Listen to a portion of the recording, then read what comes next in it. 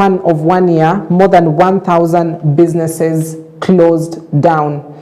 601 businesses closed shop in the year 2024. Even as the Federation of Kenya Employers says 70,000 Kenyans lost their jobs in 2023, either due to a business being shut down and other factors as well. So we'd love to understand in this particular time where, you know, businesses are decrying high taxes as well as Kenyans decrying high taxes, how can you reinvent your businesses to ensure that, you know, you're still running and not closed down? So that is the conversation this morning. I'm joined by Bernard Ocheng with me in studio, who's a business developer, just to help us understand the intricacies of this. Thank you very much, Bernard, for your time this morning.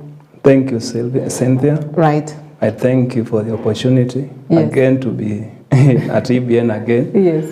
I don't take it for granted. Yeah. And I'm just happy to be here this morning. Thank you very much for coming. Yeah. And, you know, perhaps just to start us off is we would love to understand what exactly it means to reinvent a business. What is that term, reinventing? Okay. Basically, to reinvent simply means to rethink. And I'll start by a quote that's saying that when the going gets tough, the tough get going. Yeah. So I think in business, basically when we talk about reinventing, it's about evaluating and rethinking about like the way you have been operating in terms of your model, in terms of the solutions you are offering, and also in terms of the needs in the marketplace. Because one thing that is becoming clear is that from the elections to the pandemic, a number of things have really changed in the marketplace. And if you are to be proactive as a business or as a solution provider in the marketplace, you really have to analyze. And even with the coming of the wave of Gen Zs, one thing that is very critical in the Kenyan market right now, a number of people are unemployed. People are looking for jobs like a livelihood to be able to earn an income. And also for people who have been in the business, with the coming of the new government, the finance bill that was put down and all of that, the restructuring requires to be done because you have just given a statistic about many businesses are really closing down. Yes. I personally have had a personal experience helping people to close down businesses. And the statistics is really alarming because majority of the people who are closing down, number one, is because of the environment. Business people are saying that the current environment for doing business is not favorable for them. And even for the international investors, even international companies and all that, they have found themselves in a situation they are asking, how can we continue to do the business, the taxations that have been proposed and all that.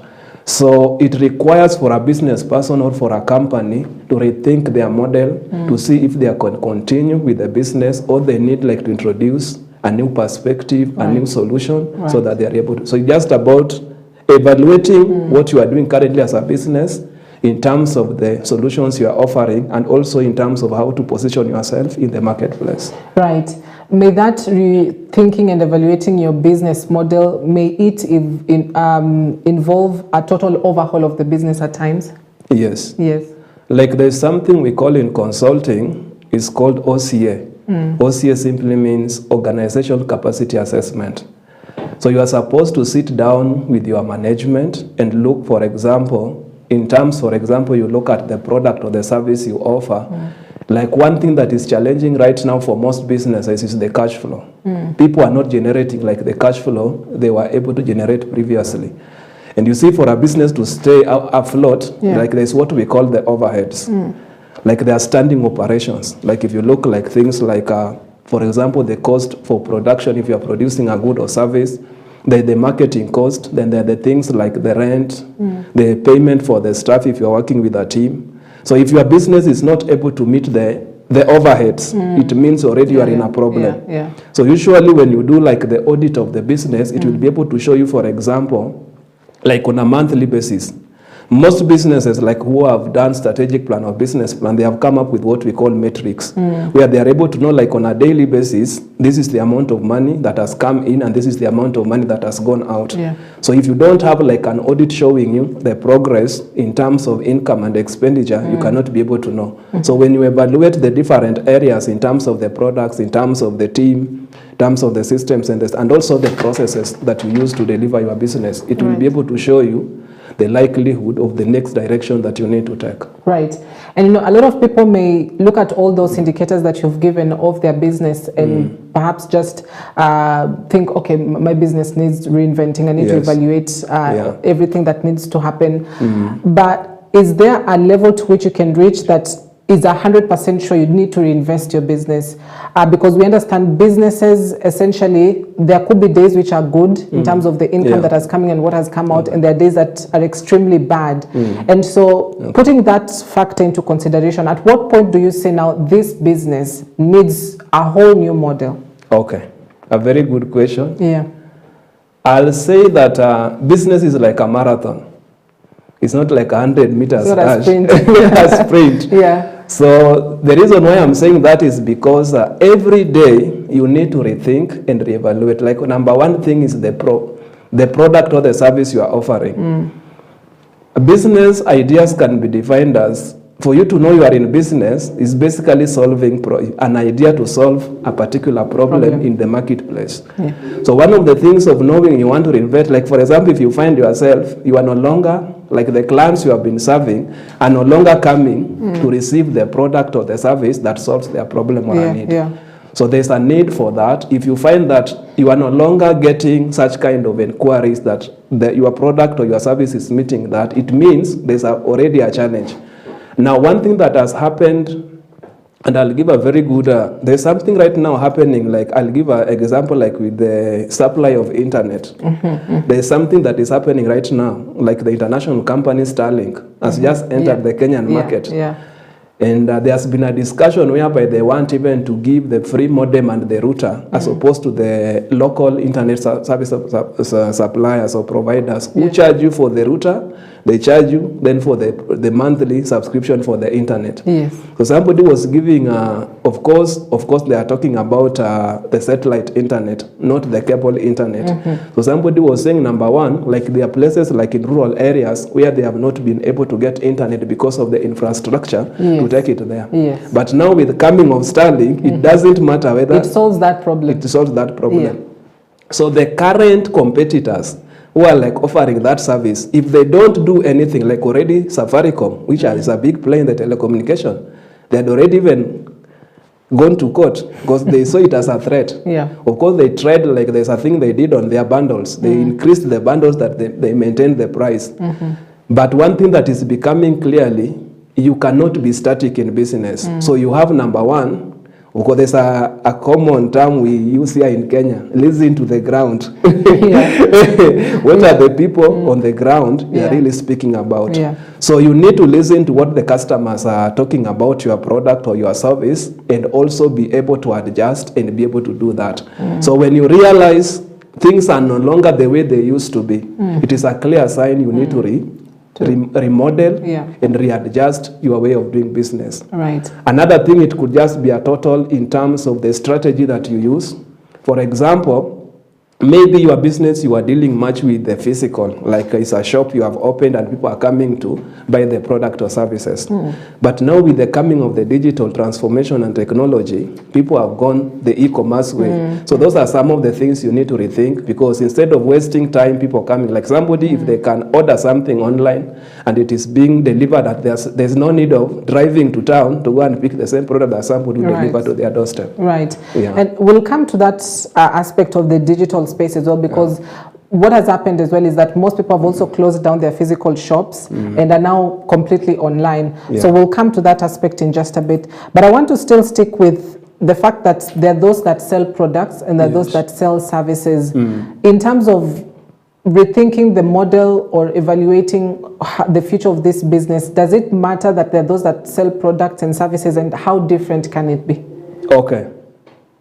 The strategy might be different, but there are principles that stand across building a business. Just like we know the principles of success, they are principles that stand, just like law of gravity. So in business, for example, if you want to build, for example, a business that you own, but you don't have to be there to run it, usually like there are three things that will be the marking point. Like number one, as the visionary of this business, you must have a plan. Yeah. And that is where we talk about you need to have a strategic plan and also a business plan. Because usually, these documents will give you the roadmap of where you are starting, where you want to go, and how to go there. And also it will help you, like, since you are not going to be running that business alone, like if you bring other team to work with you, it is a document you can share with them so that they understand where you are going. The second thing that really makes businesses to be successful is systems and structures. You must have a system or a structure that is able to track everything happening in the business in terms of sales, in terms of marketing, or in terms of the processes. Like if people come to buy things in your business, what is the channel they follow to do things across? Then the third thing that will make businesses to be successful is a team. The people you work around, because remember, you cannot do these things alone. So the team that you bring on board, so if you have got a right plan, right systems, and then the team behind the execution, so whether you are in the product or the service, what might be different is the strategy, like how you transition or how you model. But there are things like, for example, like in the marketplace, there's what we call value proposition.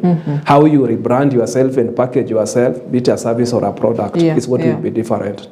Right. Yeah. So at what point does a business developer come in? Because the people may tend to decide to do it on their own. But do they need that professional help? Because to avoid the risk of, yes, you've reinvented, but it's still not working. We've seen, I was actually looking at a certain international streaming service who introduced something new to the market. They had to dwell with it because of the customer response or the consumer response. They also had to reevaluate and bring in something new. And at the end of the day, within a span of 12 weeks, the number of consumers had dropped, the intake of the service had dropped. So at what point do you bring in a professional to avoid that risk of, yes, you've reinvented, you are hoping it works, but then it doesn't? Okay. A very good question. I might sound funny, but I think with the experience I've had with working in businesses, let me talk about the Kenyan market, and I'll give a very simple example. I have helped people, and I help people write business plans and strategic plans. And one of the funny things, most of the clients that I've helped to do business plan, most of them usually come when they need a loan in the bank. And they have gone to the bank, and the bank have asked them, yes, you want us to give you, for example, 10 million. Can you show us on paper the viability of your idea? Now that is where the time the businessman is thinking, how can I write a business plan? But you see, in the ideal case, before you start even a business, you are supposed to do research and find, like, there's what I call legalities. Like one of the things to help you stay like in the current market is to ensure that the legalities about doing business are well kept. Like for example, the registration, you are registered well, be it a business name, be it a company, or the platform you are using. Then in terms of taxes, you know the right tax bracket that you're supposed to be liable for and all of that, and put your tax compliance into place. But people do it opposite. They only think of it like when a need shows up or in the opposite. So to answer your question, I would advise before you do any major change, or even before you start, if you have, of course, usually people don't want to pay the consultancy fee to work with the right person. But if I was to be honest, just like when you are sick, for example, you go and see a doctor, they do diagnosis, it becomes very much easier. Like in architecture, when you want to build like a building like this, for example, an architecture will be called, you give them the piece of land you have, then tell them your idea, then they'll be able to draw. That should be the same thing that should happen with businesses. Like you have got an idea. If you look at developed countries, there's what they call pilot. Before they launch anything major, they do what we call a pilot for that program. They do research, find out how this idea can be done and all of that. So to be ideal, it would be good to involve professionals in your process of, even if you don't like spend much of money, because there's also a way you are able to partner and get knowledge even before paying and all of that, to be able to make informed decisions. Because you don't want like to introduce a product, you've invested into it and then later fail. And there are very simple things, by the way, like just having a business plan. Just like when you are driving, and you are using Google Maps, it is able to show you the direction, go this way, that way. That is the same way like in business, we need to have like pointers showing us, yes, we are starting here, we need to be here, but this is the road. Right. So it would be good to involve professionals when you are starting. All right. Yeah. Now, I'll come to the question of, you've mentioned something important on perhaps one of the clients that you've worked with, who, you know, who comes and says, no, they've taken a loan, this is what the business, the bank is demanding. Is reinventing a business costly? Do you tend to perhaps go way and above beyond what you have been spending previously? Okay. How costly is it? Okay. It depends on two scenarios, and there are two ways of looking into it. Number one is internal, and number two is external. So reinventing a business, number one, you can start by internally looking at your capabilities internally, like from the team you have, the structures you have, and the solutions you are offering. For example, one of the challenges like we have right now, there's what we call, there's a lot of information in the marketplace. And usually nowadays it's not about it's not about information not being there. It's about, like, if you go online, how do you distill the right information? Like if you go to social media, everybody is posting whatever they want to post, even who are not professional into something. So one thing you need to have is the wisdom to be able to distill the right information. So number one, it might not be costly, for example, if you start by yourself. Sometimes reinventing your business might only mean bringing in the new knowledge that you are not currently having. For example, in terms of technology, there could be technology already being used for efficiency in the business, but since you are not aware of that, even a software or even a platform that could help you like to sell your products, even without you buying or building it by yourself. But since you are not aware, you'll not be able to benefit from it. So number one, if you look it in the angle of first as an individual, the owner of the business, investing in yourself by, like, for example, adding knowledge, because remember, even before you do the decision, knowledge is very, very important. Being informed what is happening in the marketplace. What are the customers talking about, the trends? What are the solutions currently other people like competitors are offering? So by just studying that alone, it will be able to help you. Yes, I've been doing this thing this way, but based on what is currently happening in the marketplace, I cannot continue this way. So that will not even cost you, maybe just investing in the information. But now where the investment comes in is like when now you want to try something with a mileage or something higher than what you can handle internally, now where you need to bring the professionals. But again, when it comes now to hiring as business consultants to help you guide that, usually most of the consultings are done on scope of work. So you can do it a step-by-step basis rather than thinking of the big amount. For example, if you are to launch a new product, and I'll give a very good example. There's a time I helped a client they were in dairy business and they were producing milk, fresh milk. Yes. So when we met them, the challenge that the farm had the capacity to produce over 1,000 liters of milk. But due to poor management, like in dairy farming, there's what we call animal husbandry, and also the feeding. How you feed the animals and take care of them determines the production. So by the time we were being introduced to them, when we looked at the situation, we realized there are only two things that needs to be done in the farm. Number one, improve on the management, both for the business and both for the animals. Then number two, since they have got a basic product, which is milk, why don't they think about value addition? So we did research and found out the milk they are selling fresh at 60 bob, if they could do value addition, a liter of yogurt or mala would go for around 150 shillings. So we proposed to them to do value addition. And actually the cost for doing that, actually they started like doing mala by just doing the traditional way. And it brought in life into the business. So usually before even you think about going the cost of involving the professional, think about eternally, even with your team. What can we do better? Is there a knowledge we are lacking? Can we bring in fresh knowledge and all that? All right. Now, I'll go to the tax aspect of it, because there may be people who avoid even registering their companies officially because they understand the tax that comes with it. Depending on the model that you have, there are various taxes for it. And so is tax also a huge aspect in terms of how you reinvent your business? At least what do you want to add? What do you want to remove? Is tax also a huge factor? Putting in mind that, you know, the government says it's widening a tax bracket. So they want to capture a lot of people within this tax base, people who can pay taxes. And interestingly, I was looking at the former CS Moses Kuria, who said, you've got a lot of people in the informal sector, but there's less taxes being collected there. And you've got less number of people in the formal sector, but there's a huge tax that is being collected from that area. So maybe you can speak on that, especially the tax aspect of it. Okay. Tax is a very key aspect when it comes to businesses, because for government, it's one of the major sources of revenue when it comes to their national expenditure and all of that. So based on the usually, like for example, when you are starting a business, that is one of the consideration, and even when you are inventing, is something you need to consider.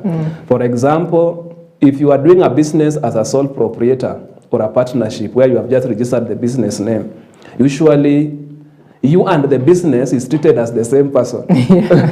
So there's no much in terms of the tax. Actually, the way you do your personal tax is the same way the income that you get like from the business will be as an individual. But now, like if you are a limited company, the game changes. Because like a limited company, when you register it, number one, there's what we call the corporate tax, which Kenyan, you are charged 30% of the net profit that you have made in a year, for example. Secondly, if you are doing any business with a turnover above 5 million, there's now the VAT aspect of it. We are now again the 16%. Of course, there have been proposals to reduce those taxes and all of that, which are still with the government policies. But it is something to consider. Now, when we talk about like reinventing and all of that, for example, in your reinventing, you realize the product you have been dealing, or you are introducing a product, for example, that will be imported like from the example China. And you see, for you to import a product, there are like the border taxes, like the customs involved in all of that. So tax is something very, very important. And one of the mistakes that I found people do, for example, even during registration, anytime you are doing registration, like even of a new company, like right now with the system like of e-citizen, anytime you key information you are registering a business, it picks automatically. Like if you are there's a place they ask people how much will be your turnover. So if you put anything above 5 million, automatically the system will generate like under tax obligation for the company. You will find VAT. Now the funny thing about VAT is that you are supposed to do filings every month. Now the mistake that people also make, already they have gotten that obligation, but on a monthly basis they are not filing. Whether you have income or no income in that particular segment, like you're dealing with a product or a service, you are supposed to declare to the government. This is what I got. This is what I got, or this is not, I did not make any sale. If you don't, they charge 10,000 per month. Wow. So there are people like, I dealt with a case previous month whereby the client, they registered that they were to do transportation. But whoever registered for them, the company, put in the VAT obligation. Ordinarily, they would have just done the corporate income tax that is done annually. But now with that, for the last 2 years, there has been 10,000 accumulating every single month. So it is very, very important to know the bracket where you fall, depending on the service or the product or the solution you offer, and also the nature of business, be it a limited company or is it a business name. So it's good to know. Right. Yeah. And that sounds like where the biggest brand may lie in terms of maybe you want to get into the formal sector and, you know, that guidance of what to register and what not to register. Now, for the informal sector or the informal part of it, who, you know, have millions of businesses but less money is coming in, what exactly is that factor? And why may people choose perhaps to switch and switch and say, you know, the formal part is just too much, maybe a little bit for me, let me go to the informal sector. Is there a way people can reevaluate their businesses that way and move away from formal sector? Okay. I think it's lack of information and knowledge. For you to operate well, in business, you need, number one, to be legalized. And being legalized, that's from registration and then putting up structures in place that would attract. Like there are things, for example, if you are to do in business, Yeah. the system would demand by itself. For example, if you are to be given a tender, you just say you need a tender. Yeah, yeah. Usually the list alone for the pre-qualification, their list of documents, Yeah. like number one, they will say we need the registration certificate of your company. Number second, they will talk of tax compliance certificate. Number third, they will talk about like things like AGPO, like there's usually the proportion given access to government tenders and all that. Right. There are things like company profile. There are things like the city county licenses and all of that.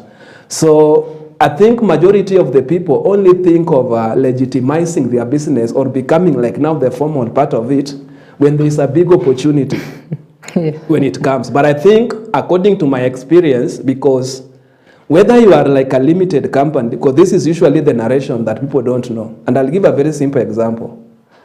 Today, if you walk even up to Buruburu, you will see very many business names written. Like Mama Njoki shop, for example. Yes. But if you ask that person, this Mama Njoki shop, what can you claim that it is your business? Because like there's something about branding names. And one thing that people don't know, if you use one name for many times without securing it, like people have got like issues of patent and all that, you could be using a name outside there that you have not registered. Somebody can take it like they have seen the value and run with it and all of that. Yes. So one thing I would like to say is that majority of business people, whether you are small, like the economy of Kenya is controlled by SMEs. And if it would be good for us to, whether you are trading as a business name, there is level for every category. Just the formal, like for example, a good business, by just registering your name, opening bank account, having a payment system, like now with M-Pesa, you can put a till and all that. Yeah. So you see, most of the time when you think about legalizing a business or putting structures, people think of bigger costs. But for me, I would start like, their customers, I started with them as a business name. Then the business demanded, for example, for them to upgrade from business name to the limited company. Like for example, there's a farmer who was producing milk and they needed to supply milk to Safari Park Hotel. Now for you to work with the Safari Park Hotel, they need compliance, which as a business name, you cannot be able to do. Yeah. So you see, like that thing, they have to move to that level and all of that. So what people need to understand is that at your level, you are able to grow. But within that level, can you just create some orders? Like if somebody asks you, for example, where is your business certificate? Where is your bank account? Where is your company profile? And even the simple branding and all that. Because like sometimes we go for business opportunities, but we don't even have the documents for doing that business.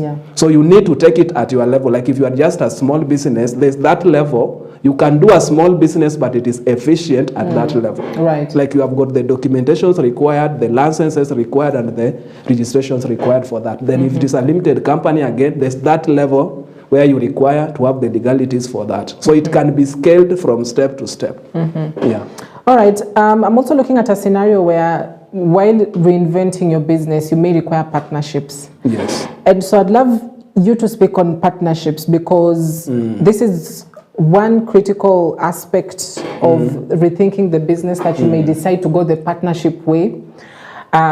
Whatever benefits that may come through, you know, that is something you've sat down, looked at the benefits. What does it benefit me? What do I benefit whoever I'm partnering with? And so for partnerships, how should business people approach it? Okay.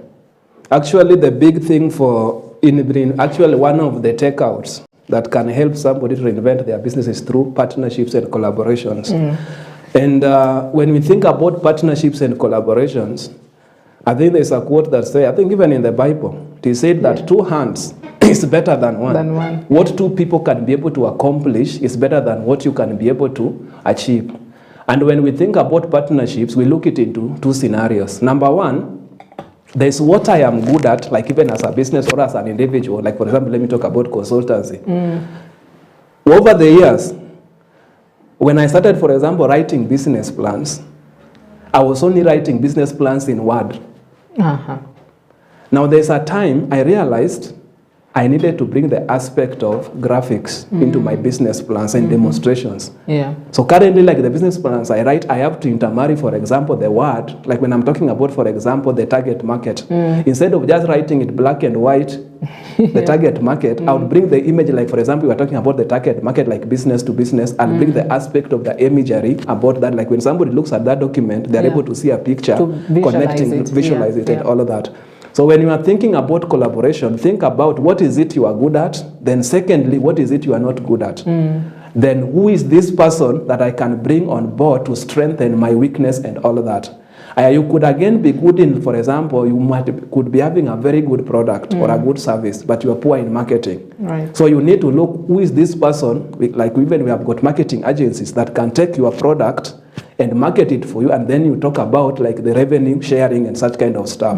So when you're thinking about collaboration, think about the product, the solution, where you are weak, what the other person is strength into, and then how you can come together and be able to strengthen each other. So the money you would lose by not having the strength or the skill, when you come together, you are able to do it. Of course, it is tricky. Like usually I say, partnerships is one of the strongest businesses. But again, there are challenges with it. Because most of the time, like when people enter partnerships, and most of when it comes like to remuneration and rewards, people start fighting. And you have even seen with our supermarkets, where the brand is built. Then when it reaches a certain apex, people like fight about money or resources. So I would advise, like when you're entering into collaboration and partnership, define the expectations. Why are we entering into these expectations? The why, yeah. Why? What am I bringing on table? Of course, the world is ruled by the value you bring on the table. Like what problems are you solving and what are you deriving on that? But collaborations and partnerships are one of the strongest way that you can be able to grow when there are challenges and also to reinvent your business. Right. Assuming you get into a partnership, case and scenario, you get into a partnership, you've introduced new products, you've introduced new services. At what point would you say you want to call off the partnership? Be it maybe financially, it's not working, be it maybe in terms of management, it's also not working, because that's still reinventing now. You know, you're now evaluating, is this partnership really working for me now? So what would you say? At what point? Yeah, at what point do you now say, no, the partnership is not working, let me just go back to being a sole proprietor? I think number one, of course, the first aspect, that is why I said when you are entering into partnership, define the terms and also the expectations, deliverables, and what you are up to achieve. So number one, for example, if it was a contract you entered into and the milestones have been achieved, or whatever you wanted to achieve, both of you, has been realized. Then secondly, if the conditions change, for example, you are no longer, both parties are no longer working towards what they intended to do, or there are differences, for example, in terms of the thinking and the perspectives. You are no longer solving the problem that was at the table that would bring in the income or the benefits for both the parties. Another thing that could have made the partnership not to work is the change in, like in the market, or change in dynamics of doing business, the models. Like there's what we call market disruption, whereby something becomes obsolete. And that automatically, if you are like, for example, supplying, the other day, somebody asked me, do you have a modem? And I laughed. This age. At this age. And I was like, what do you mean? I've not used the modem for the last 5 years. You are making me thinking the times when modem was the big thing that you wanted to do something online and you want that. So you see, like such kind of a thing, with the time the technology has upgraded itself. So you need just also to listen as the things you are supposed to do become obsolete. At that point, it can no longer work out. So that is either you change that, or again, if it is you are still working within parties, but now you change the working terms or whatever you are working towards. All right. So we'll now come to the digital aspects development, so the technological aspect of it. And we've seen cases of people who have physically closed down their shops. They've decided to go all online. With technology, it keeps on changing. There are new apps and new platforms that keep on coming day in, day out. So how does a business now keep up with the technological advancements in this modern era, especially within the Kenyan market? So we thank God for technology, and we thank God for the digital aspect. Of course, there are people who have used it in the bad way, but in all, it has brought a new way of thinking, a new way of efficiency and all of that. So number one thing, for you to be able to reinvent and use technology well in your business, number one thing we need to understand is that your presence online is a very big thing. So just having a digital, because nowadays we are in a world whereby, for example, if somebody is looking for something, the first place they go is Google. They will just search even the name of a product and all of that. So number one thing you need to do as a business is to make sure that you can be found online by putting, like, for example, website, but also integrating it with social media, like on the Facebook, the Twitter, and such kind of platform. But secondly, again, of course, there are costs for doing that, and also there are the responsibility part of it. Because, for example, if you put your things online, but if people are inquiring about them, again, they don't find you, there will also be a problem. Of course, it will even be bad. Another thing bad with the technology is about, like, clients give feedback. Like if they are mad, if they are mad about your service, zero rating and all of that. The other day, I heard of a case of somebody. Was it in a petrol station? They had gone to do fueling. Then as people, I think he waited long in the line, and there were attendants who were not even serving and all of that. Of course, the fuel, he took the fuel, but after that he had taken the photos. And we think that the petrol station was trending because of just that. So we need to look, number one, the processes, for example. One thing that technology has done, there are things you can automate. Even on social media, there are things, even answering inquiries. There's a way you are able to do automation of the process. So things that could be done physically by somebody being there, with technology, you can be able to automate and lessen the workload involved into that. Of course, again, there's another aspect of it. It affects the employees. The person who was doing that job could lose their job and all of that.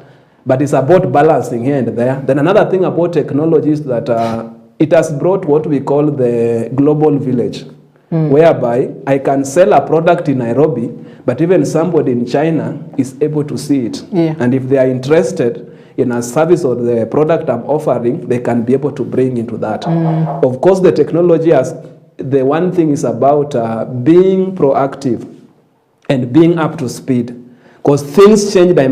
Like I've looked, you look at Facebook, for example, the way the metrics have changed.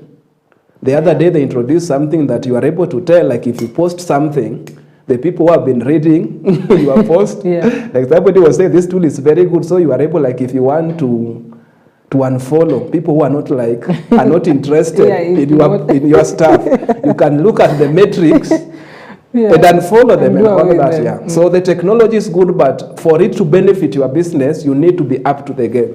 And also, again, not every technology will be good for your business. So it is good to do audit and realize this business I'm into, there's a particular technology that will be able to benefit me. Right, and that's a good point, because I've seen a lot of, I'd say, shops that sell second-hand clothes, who've got a massive following on one particular app like Facebook, but they're not doing so well on Twitter. So it's best to also understand what works for the business. So we've got a few minutes to wrap it up, and I wouldn't let you go without speaking on the global geopolitical,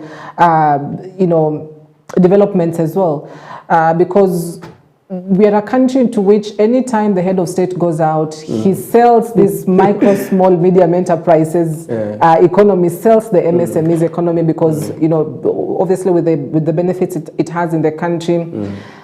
How much does the global geopolitical, events affect the Kenyan market that may force businesses to reevaluate how they want to work, or at least who they want to work with as well? Okay. Very good question. I think Kenya is strategically positioned economically and also with the internationals. And when you talk about the history of business and international relationship, Kenya has always been at the heart of most of the countries, even the European, American, and such kind of countries. One thing you need to ask yourself, it is only in Kenya that most of the headquarters of big companies like Google, in Nairobi, the Oracles, they are even the UN. Why are they in Nairobi? So that tells you alone there is much potential we have. The Kenyan market by itself is usually a very aggressive market. You have seen, like in the Kenyan market, despite the challenges, people always bounce back. The political, the pandemic and such kind of stuff, the mandamanos, but you still have that spirit of fighting back and all of that. So the international bodies have known that Kenyans have got much potential, and leave even just Kenyan alone. The African is at the verge of birthing something very, very big. The other day, our president was in Germany? Yeah, Germany. And there's something I think that has brought controversy. This thing about the jobs. Yes. The 250,000 jobs and all that. So he goes there and tells that he has got a partnership between Kenyan government and the Germany government. But now the truth is, that thing had not been formalized. So going physical, then somebody asked, why are you telling you want to take 250,000 Kenyans to go and work abroad? Why don't you create the same jobs and environment? So I think number one thing that we need to understand is that the environment, usually the political environment and the environment of Kenya affects how the international market does business with us. There is a time, this thing of the dollar, why the dollar was rising and all that. There's a time like our president went to, there was a meeting in South Africa. There's a time he mentioned that we need not to use dollars, we need to have our own currency. But one thing that people did not know, he fought the dollar in an aggressive way, and it brought the ripple effect. Because for the developed countries, it's not just something you can just say like that. So then people said, why don't you come up with that currency that you are talking about and all that? So Kenya is at the heart of that, and most of the developments, be it in the humanitarian, be it in the economical, the hub is usually in the East Africa, and Kenya is positioned for that. So anything happening economically, it affects the other side. And even when, for example, even the development in terms of funding, usually they look like, you look at the time, this thing of the finance bill, it affected the World Bank and also the financiers from the other side, because they are looking at it into two ways. Will these laws, policies favor us? Like if we help these people, what is our benefit in terms of that? Yes. All right. So perhaps, Bernard, I'll give you an opportunity to just wrap it up with some final words. You can talk to business people who, are looking to just bring that, spice up their businesses, but they don't know how to. Maybe you can wrap it up on that point. Okay. In summary, I can say there's always hope. Most of the business people, of course, it starts with aspiration. When you started that business, there was something that burnt in your heart that you were able to solve a problem or provide a solution to the marketplace. So when challenges come, usually the best thing is to do is to sit down, evaluate, and audit. If this thing was working, what has changed and what needs to be done? And then also, let's be able to put structures and order in our businesses, just as registering your business, having a business plan, and also looking the help of a consultant. And we are always available. Like I work under a platform called Global 7 Business Solutions, which is on, if you just search online, you will find me even in social media. We are usually ready to work with people to put structures into your business. And then another thing that don't forget is that whatever worked yesterday might not work today. Neither will it work tomorrow. Neither will it work tomorrow. So always be ready to look for that thing that is working and implement it into your business. Right. Thank you very much. Yes. And I also thank you very much for giving me the opportunity. You're always feeling very much welcomed again to talk about business. Thank you so much. And EBN is the television to watch. So we really appreciate transforming your world. We have seen EBN bring a lot of transformation, be it in the leadership part and all the programs you bring. We really enjoy, and we see EBN going places. Thank you very much. Thank you very much. That's a good vote of confidence for sure. Thank you so much. Bernard Ocheng, who's a business development expert, works with businesses just to help, one or the other, whether it's reinventing investments, any other issues that you may have. And so anytime you'd love to get in touch with Bernard, you can just reach us through our social media platforms, on our SMS line, and we'll be able to connect you with him. So that is the conversation that we've been having this morning, reinventing your businesses. There's so many takeaways that you can get from this, be it a person that wants to start their business, is already in business, or knows someone in business who's looking for these tips on just how they can be able to evaluate and just change their model, change the idea of how their business is working. And this is just the conversation for you, literally. And so if you'd love to also rewatch this broadcast, you can do so through our feedback lines or social media platforms where this broadcast will be there. Keep the conversation going. Talk to us through our feedback lines, and we'll be able to, and we'd love also to engage with you. So we wrap it up at that point. My name is Cynthia Nanjala. Thank you very much for watching EBN TV. Have yourself a wonderful morning ahead.